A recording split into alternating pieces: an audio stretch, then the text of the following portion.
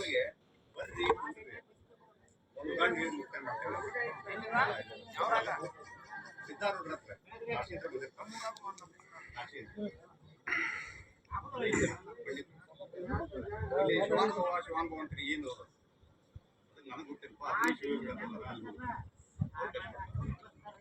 ಅವ್ರು ಹೋದಾಗ ಕಾಶಿ ಪಂಡಿತರಿಗೆ ಬರ್ರಿ ಕುಂಡ್ರಿ ಪ್ರಸಾದ ಮಾಡಿ ಭಾಳ ಪರಿಣಾಮ ಬೀರಿತ್ತು. ಅದು ಇಲ್ಲ ಕಳ್ಕೊಂಡು ಅದಕ್ಕೆ ಆಗ್ತದೆ. ಅವ್ರಿಗೆ 3 ದಿವಸ ಇದ್ರು ಕಾಶಿ ಪಂಡಿತ ಏನ್ ತಿಳ್ಕೊಂಡಿರ್ತಾರ, ವಾದ ಮಾಡಕ್ ಬಂದಿರ್ತಾರ. ಕಾಶಿ ಪಂಡಿತ ಭಾಳ ಓದ್ಕೊಂಡಿವಿ, ವೇದ ತಿಳ್ಕೊಂಡಿವಿ. ಅವ್ರು ಅತ್ರಿ ಶಿವಗಳು ಏನ್ ಮಾಡ್ತಾರೆ, ಬರ್ರಿ ಕುಂಡ್ರಿ ಪ್ರಸಾದ ಅಂತ ಕೇಳ್ತಾರೆ.